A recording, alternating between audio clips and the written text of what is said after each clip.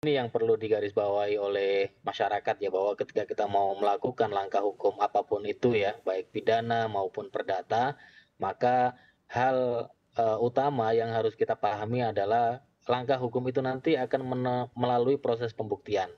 Jadi kalau misalnya kemudian, mekanismenya yang digunakan itu adalah laporan dugaan tindak pidana, maka harus paham juga sebenarnya alat bukti yang kemudian diakui di dalam, hukum acara pidana itu apa aja. Nah, untuk pidana itu kalau bisa kita lihat di pasal 184 KUHP ya, Kitab Undang-Undang Hukum Acara Pidana itu ada beberapa. Yang pertama alat bukti itu adalah keterangan saksi, kemudian ada keterangan ahli, kemudian ada surat, petunjuk, dan keterangan terdakwa.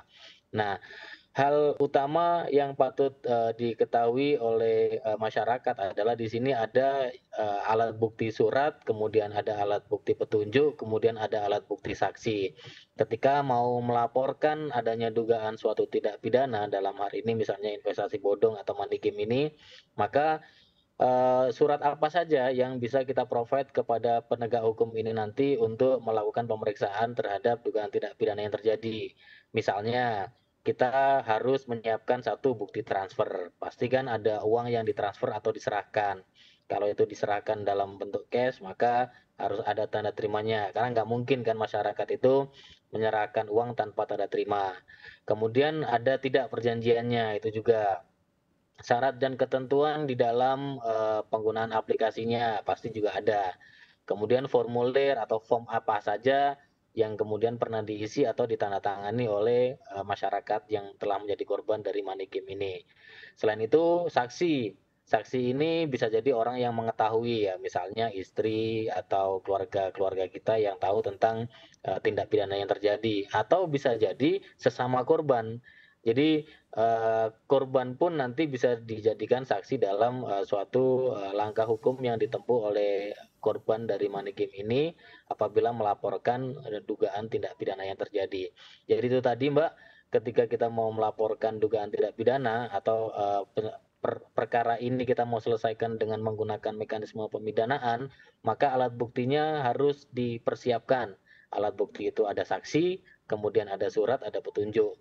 Nah, hal itu, kalau kita bisa breakdown lagi ada misalnya, korbannya ya kan, korban-korban yang lain kita gandeng untuk melaporkan, dugaan tindak pidana yang terjadi, untuk jadi saksi, kemudian bukti transfernya, kemudian perjanjiannya, formulirnya, atau, form-form yang sudah pernah ditandatangani oleh, atau bahkan chat atau email yang pernah, diterima atau dikirim oleh si, masyarakat ini atau dari, si, pengelola dari money game ini, gitu Mbak. Baik, jadi artinya bukti transfer jika ada begitu ya, lalu juga saksi, lalu juga mungkin bentuk perjanjian-perjanjian yang pernah ditandatangani oleh korban ini bisa dijadikan alat bukti ya untuk saat membuat laporan begitu ya Pak Ahmad.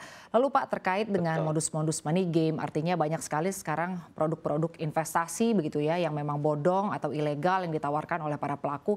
Sebetulnya jerat hukum seperti apa yang tepat untuk diberikan kepada mereka begitu? Artinya apakah memang kalau kita melihat begitu ya saat ini begitu banyak, begitu kerugian yang ditimbulkan akibat money game ini. Lalu menurut Anda sendiri, apakah hukuman yang selama ini sudah ada belum membuat cukup jera begitu? Apakah perlu ada tambahan hukuman lain begitu? Anda sendiri melihatnya seperti apa?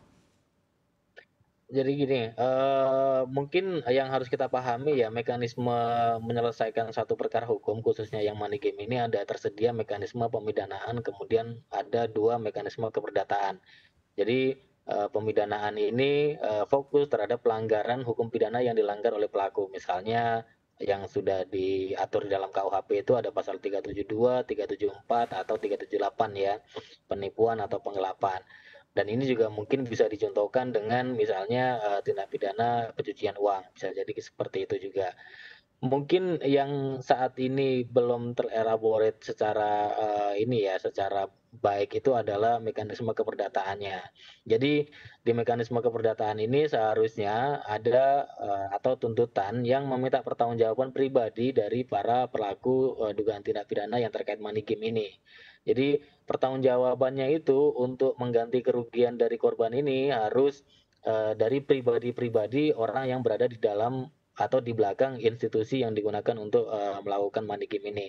Misalnya kalau dalam perseroan terbatas itu ada pemegang sahamnya, ada direksinya, ada komisarisnya, maka seharusnya ini yang kemudian dimaksimalkan oleh korban gitu kan, oleh masyarakat yang dirugikan untuk mengejar kerugian pribadi atau kerugian meminta pertanggungjawaban pribadi dari pengurus-pengurus atau pemilik dari perusahaan ini. Dalam hal ini adalah pemegang saham, kemudian direksi dan komisaris. Kalau ini tidak dilakukan, maka tabir dari perseroan terbatas ini akan membatasi ruang pertanggungjawaban yang bisa dielaborate oleh masyarakat untuk memaksimalkan pengembalian kerugian yang telah dialaminya. Jadi kalau secara pemidanaan mungkin sudah berjalan ya sampai saat ini, tapi secara keperdataan ini yang masih belum maksimal, Mbak, kalau menurut saya. Baik, artinya belum maksimal.